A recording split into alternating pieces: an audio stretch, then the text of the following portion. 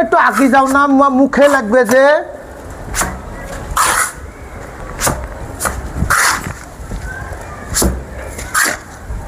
চাচা হ্যাঁ, আপনি ডাইন হাতেও সাবাত পারেন বা বাঁ হাতেও সাবাত পারেন?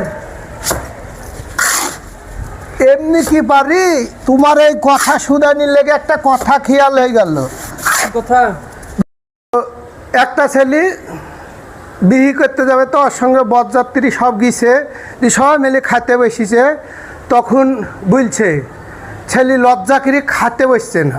তখন ছেলের ভগ্নিপতি বলছে যে ভারী বিহি খা, ডান হার বা হাত খা, বা হাত দি খা, বা হাত দি খা দেখেছে। হ্যাঁ, তখন ছেলে কিন্তু সাহস পেয়ে গেছে, বা হাত দিয়ে খাতে লেগেছে।